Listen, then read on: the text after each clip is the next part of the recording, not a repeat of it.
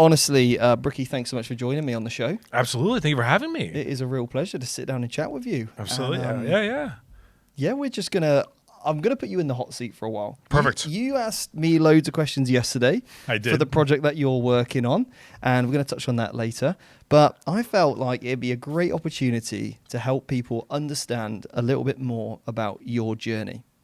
Okay. Because earlier when we were playing on the live stream, somebody said, Bricky, you have inspired me to start my own YouTube channel. And I think that is an incredible thing that you've done. And I'm sure there's many people that have looked at what you've done through your Twitch streams, your YouTube channel, and felt like, do you know what? If Bricky can do it, I can do it. And I think that's a really nice testament, because I always think of Warhammer, if I can do something, anybody else should be able. If Bricky can do it, that guy there, him, if he can do it, anyone can. Anyone can do it. Yeah. So, because I think, YouTube has given me so much. It's changed my life, and I want to know a little bit more about you. So what was it that inspired you to start your YouTube channel? And also, how did you choose the name Bricky for the show? Well, considering we're a little short on overall time, I'll make it quick. Bricky used to be a randomly generated Microsoft username that me and my buddies used to use for Xbox Live playing COD Zombies way back when, because we couldn't afford a great Xbox game. thing. Fantastic. I still play it. And so it was Bricky Orchid 8, and that was the name. And so when I was making the YouTube channel, I asked my friends for like a name, and they said, "Wouldn't it be funny if you just call it that stupid name we used to do from Xbox?" And I was like, that would be funny. Who would ever name a channel like that? And so now here we are. Anyone would call me Bricky, so I slapped off the Orchid 8. Orchid 8's not my merchandise site that I use, and Bricky is Bricky. Though I originally got into the YouTube things, I used to be an EMT. I was going to do firefighting, and that was the trek I was making my way on. I did a tech program in high school, and I was eventually going to get into the fire academy, whatever we call it. The Fire Academy. The Fire Academy. That sounds very strong. I right? like it. And then I was an EMT for about a year, working through that stuff. And I'm not quite sure what the conversion is to pounds, but I was making about 7 pounds an hour. Okay. 6.5 an hour as an EMT. So not a lot, not great. And then eventually I started getting a little disenfranchised with it, and got really bored, and bought myself a laptop and thought, I'd make a League of Legends video. I think it'd be kind of funny. I kind of liked it. Yeah. So I started doing it a few more. Started throwing them on Reddit and stuff, and some of them kind of did quite well. And then I asked my parents, said, hey, Mom, Dad, can I live here for about a year, try this thing out, and if it doesn't work, I go back to school and keep working on this? And they said, sure, have at it. And then I was moved out within a year. That's amazing. Yeah, I mean, that is, such a risk that you took at that stage.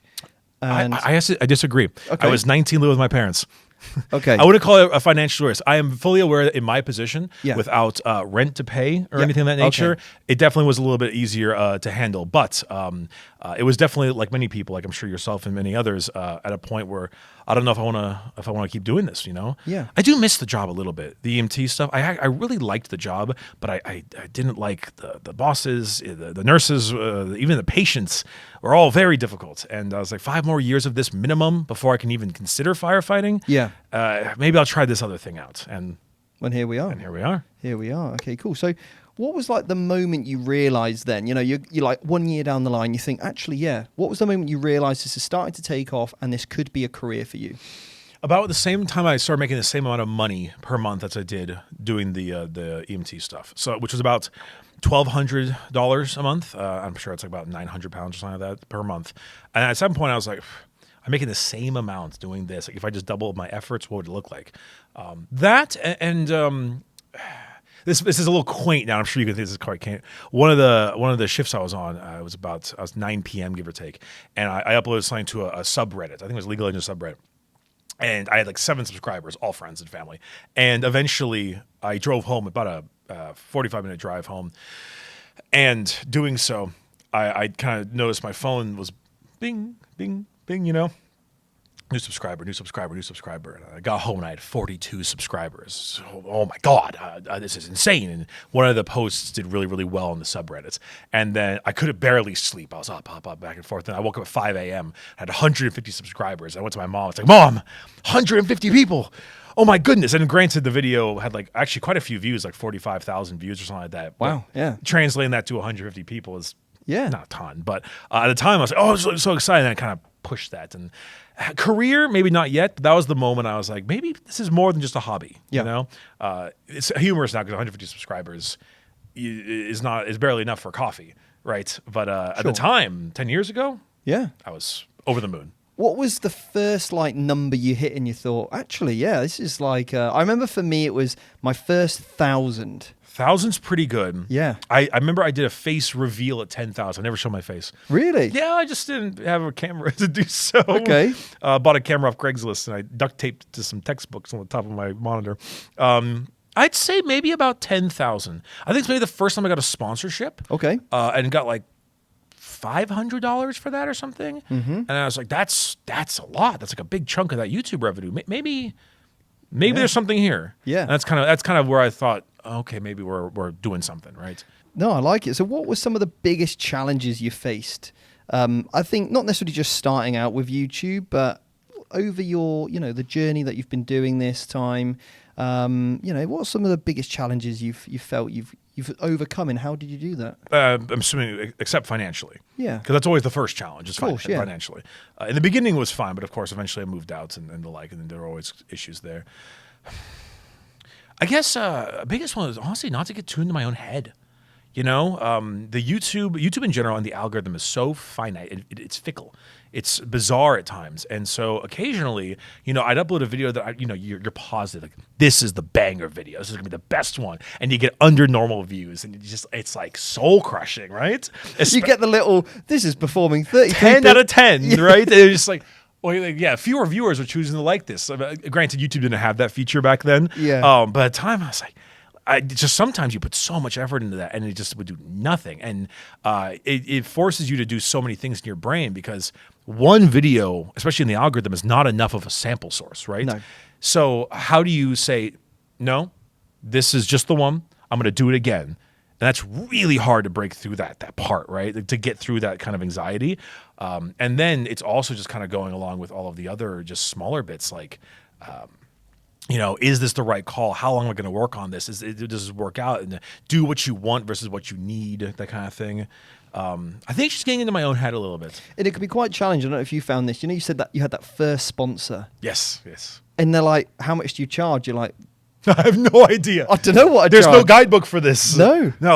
There's obviously now things you learn a little bit more about what's the right number, but that also depends on what's sponsoring you. Because what value are they going to get from it? And that could also vary massively for company to company. And what budget do they have? Yeah. A small indie game I love, I might charge only a small amount, but if I'm going to be asked to play Helldivers, that's Sony.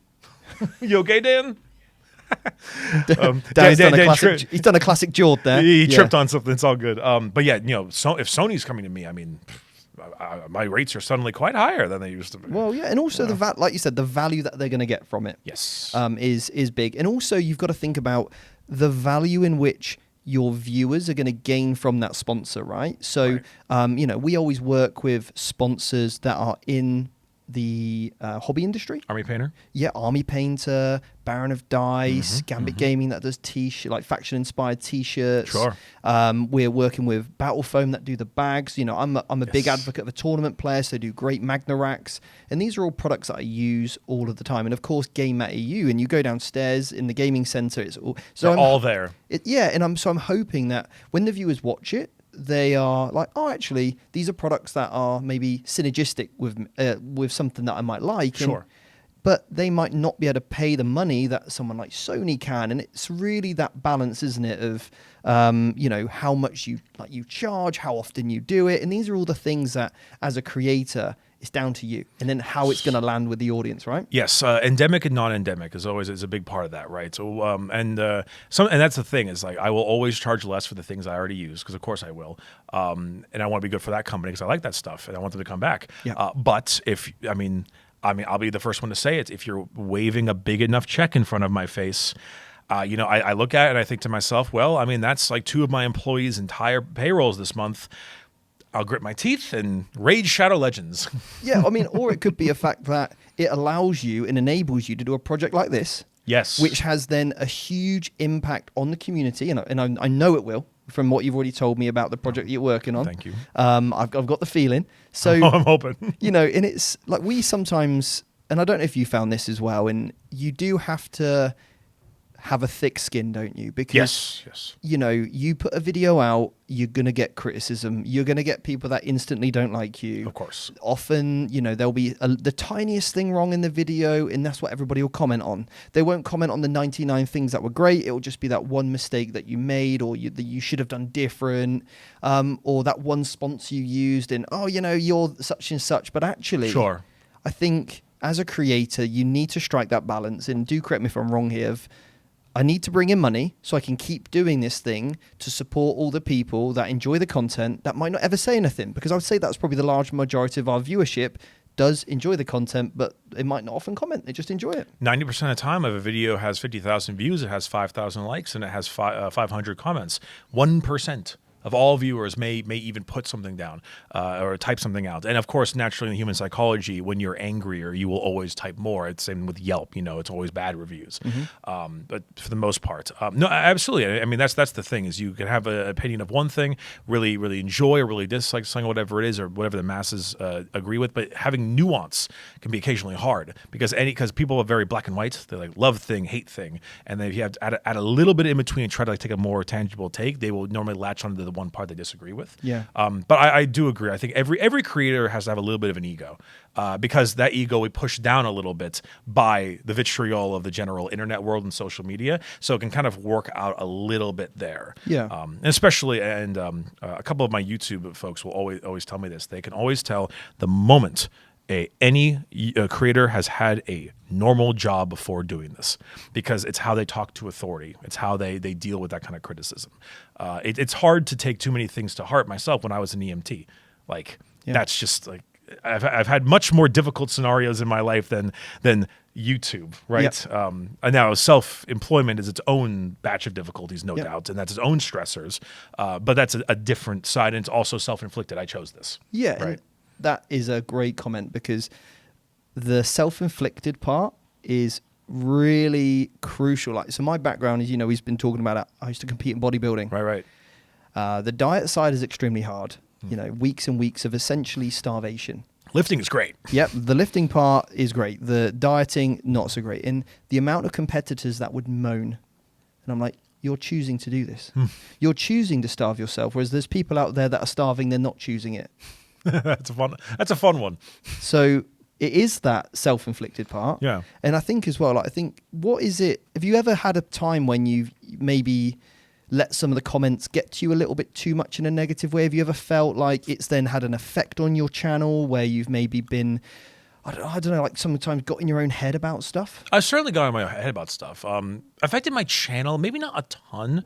I did game reviews, or have been doing game reviews for quite a while, and I try to take a much more in-depth take, which does make me come out a pretty heavily nitpicky. Right. I can definitely be a little bit crude with some of that stuff, because I try to analyze every single little bit, and I also have my own personal taste in things, so I can get really into it. I can get definitely a bit harsh.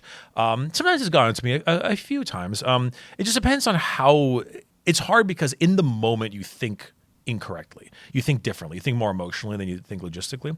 I mean, I wasn't a giant fan of the campaign of Space Marine 2 was a big one. Okay. And I've mentioned this a couple of times on a couple other podcasts and videos, but I was pretty critical on it.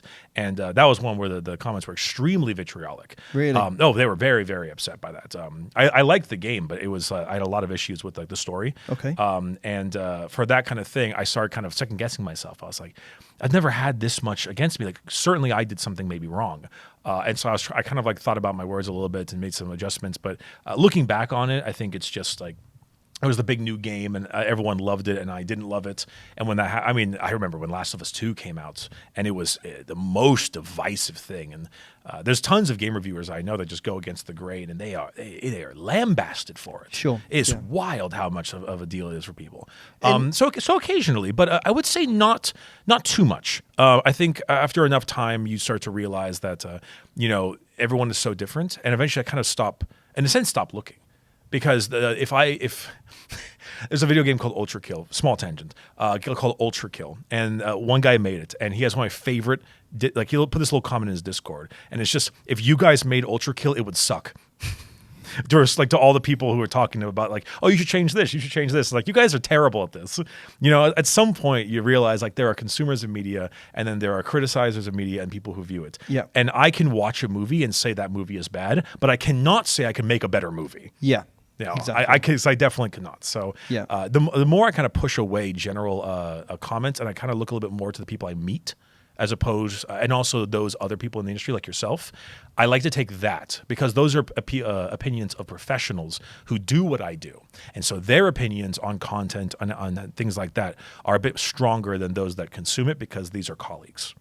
So I look a little bit less into the general comments and viewership there. I look a little bit more to the people I meet, like yourself. Yeah, I think, you know, you've hit the nail on the head there as well. Is often I always think, if I only let things get to me if I know that person particularly well, and they have my phone number.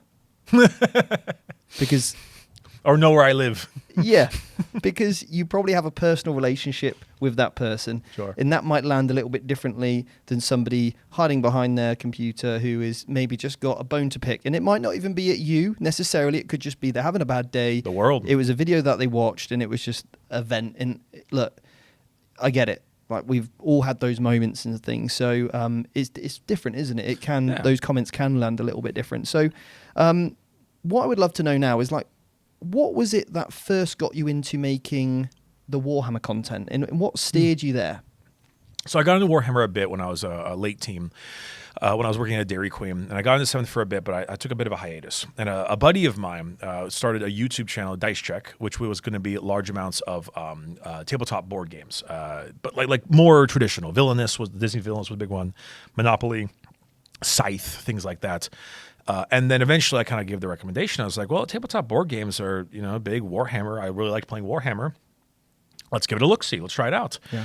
And then we started getting into it, started getting really into it. And eventually it just became a Warhammer channel. Gets your hooks in. Oh, it does. And this was late 8th, early 9th, so it was like all the new stuff is exciting.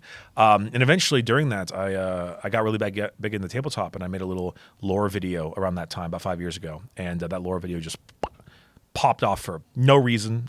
It's so quaint now, 5 years ago, but it did quite well. And from there, it kind of just put me a lot more into the Warhammer space. I don't have a podcast. I am a co-host of a podcast, Adeptus Ridiculous, or Adric, that we do lore stuff, which also did quite well. I occasionally come with the Warhammer guys. So I'm a lot of spots of Warhammer, but I got into the tabletop especially around that time as a guest on Dice Check. And just got really into playing, drinking, you know, just having a good time. Like, how funny would it be if I took this list and then we put it on the table and then we clink 2 Mai Tais together and have a good time. It's just, I don't know. It was a great to return to games that required you to be in person. Yes. Which I half of Warhammer to me is that social contract of doing it with your buds. I think we've all experienced it. We can all teach you so much, you know, whether it's a challenge in the right way. So I'm going to challenge you. Hey, have you got that rule correct? But in a really nice way. You know, I'm not going to, do that in a way that I want you to be offended. I want us to work together to solve all these different problems. Sure. And I think we live in such a digital world, and for as much as that is great, sometimes you lose that in moment being present with your opponent, with somebody else. And I think Warhammer and tabletop gaming is a great way to bring people together. Fully agree. So I want to touch on that video that you made, the lore video. Oh, yeah, sure. I want to know your creative process to make that video. Did you spend, because I've thought about doing lore videos, and I feel like my knowledge is okay, but sometimes what's the word, like you kind of, there's a term for it, where you just don't believe in yourself enough to do it. You think you don't know enough, or you think other people could do it better. Sure. Imposter syndrome. That's probably the term I would use that I've probably got around it. So what was your creative process to make that video around the lore? Like, how much research did you do, and how did you want to go about it? I don't know if I'll call it imposter syndrome, more so just a general sense of anxiety. Yeah, that's what I have, yeah. Oh, okay, yeah. Because imposter syndrome, I think, is like, I'm not deserving of my success, which I think you very much are, and I would hope that you would believe that you are. For me, that one, the creative process was interesting. It's funny you mentioned that. It's not the best lore video out there. I make some mistakes, genuine mistakes, and I definitely I don't give certain things the time of day that I think they should. Okay. I did a redo of it about a month ago that I think is far better. And for me, the creative process is mainly about not selling specifics. It's about selling the faction. Okay. And then for the beginning one, I did all the Imperium, and then I did this is Chaos and Xenos. And then for this newer one, I went timeline-wise. So the first faction was Necrons, and then we kind of moved into Eldar, and then the Imperium came from there, and so on. And so kind of having a base outline structure like that, go through the whole world one by one, and then being able to use that as a springboard for not only what's happening in the galaxy, but also what the faction is.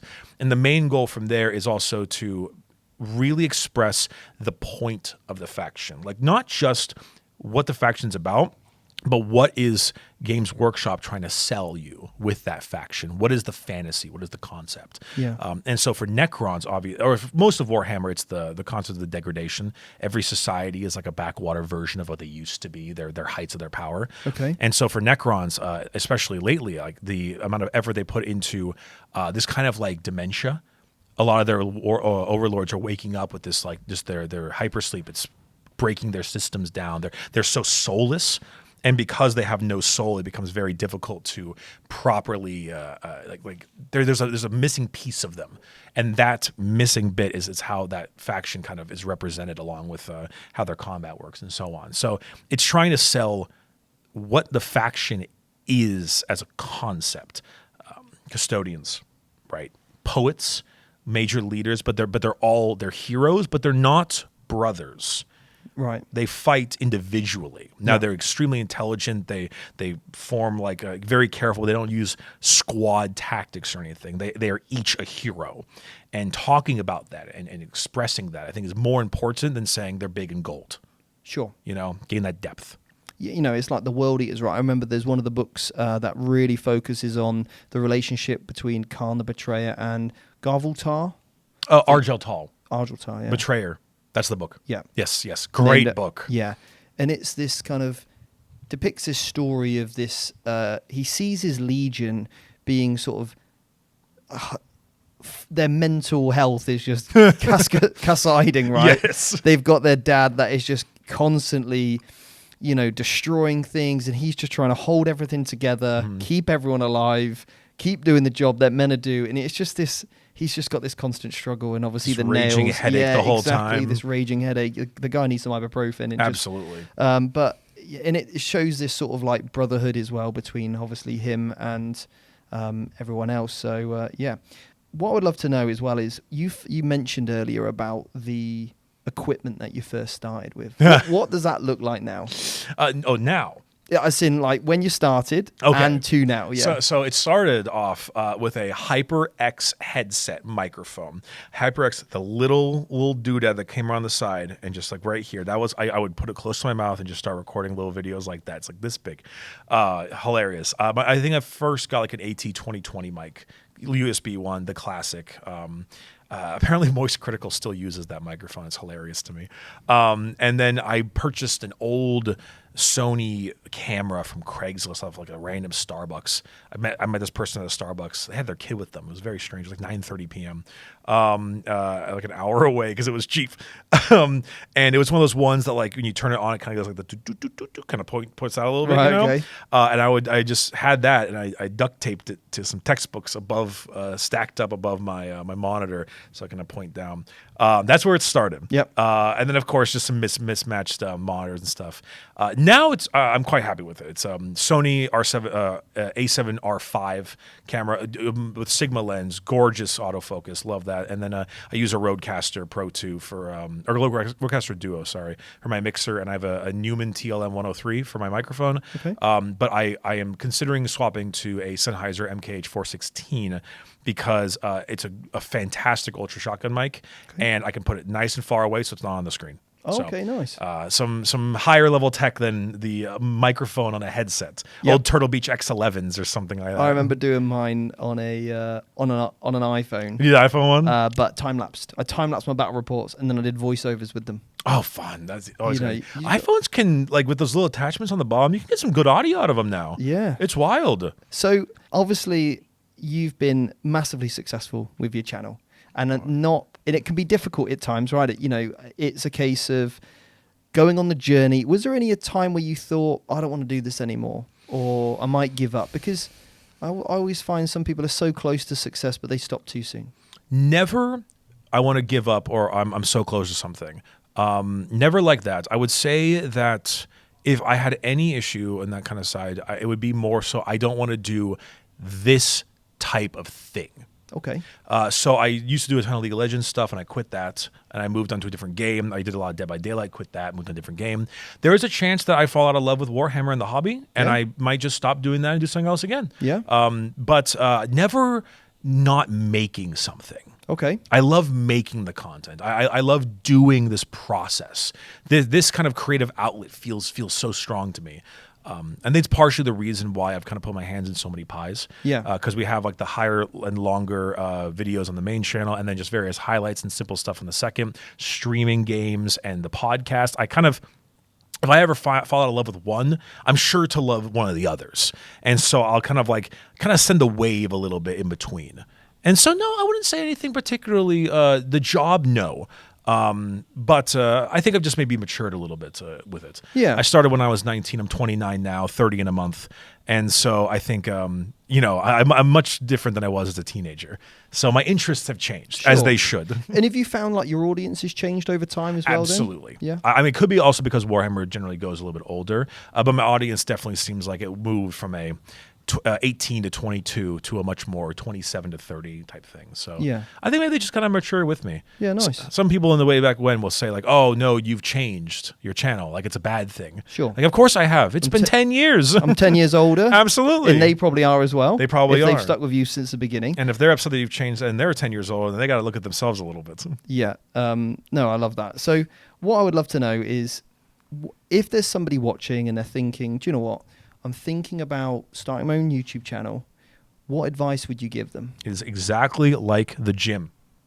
Yeah. It is entirely progressive overload. The only thing that matters by far the most is getting up, doing it, and doing it consistently and getting a little better each time. Okay. You upgrade your tech a little bit. You work on your scripting a little bit. You get a better thumbnail a little bit. And then when you get to a higher level like ourselves, then maybe you hire an editor for it. You get that off of your plate to do something else. You do better tech. You get better gear.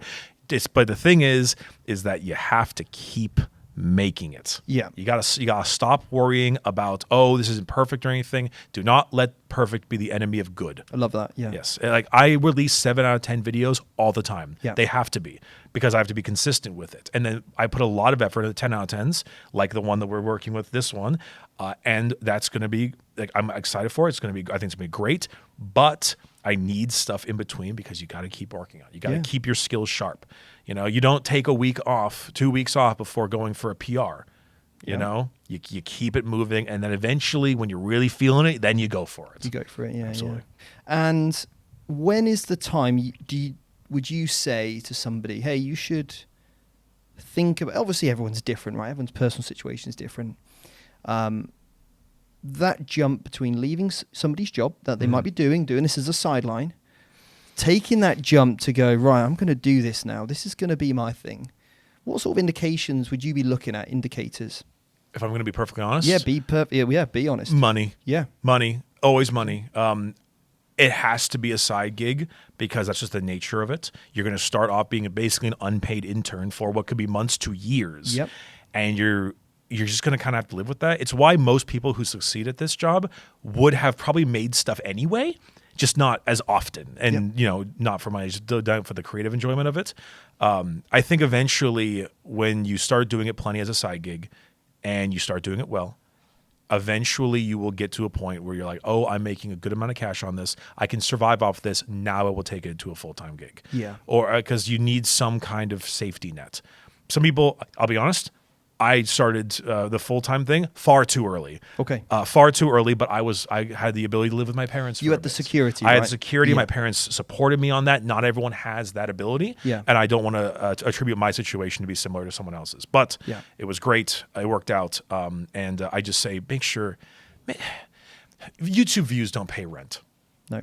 You got to make sure you have it in the account. So work hard on it. Make it a side thing best you can. And then when that time comes, Yeah. Give it a shot. No, I love it. Yeah. And I think you said something earlier, which was great. You kind of got to that point where your income was matched already. Yeah. You were kind of bringing in enough from your side hustle, as it were, Right. as you were from your previous job. And you thought, maybe I've got something here. If I double down on my efforts, what sort of reward I can get. And for me, it was very different because with Vanguard Tactics, I first of all started with, taking into practice everything I'd already learned from my fitness coaching business. So building email lists, making sure that I had strong social media and having a niche to really dive into. And I'm sure we can touch on that at other stages as well. But Sure. Bricky, you've been a wonderful guest. Dude, absolutely. The last 2 days has been a blast hanging out with you. Absolutely. It's been a pleasure, man. It's great. You got a great studio here. Well, I'd love you to come back. I think I just made. Yeah. You know, we have a lot of places we haven't gone to eat yet. We've got a lot. And also, my favorite game was Call of Duty Zombies. And if Really? And if you've ever played the game Left 4 Dead, did you ever play that? Oh, Stephen. I was peak at Left 4 Dead. Oh, were you? Yeah. I still play both those games now. They are great games. They're fantastic. Now I've moved on to Call of Duty, the Warzone game. Oh, you play Warzone? Love that.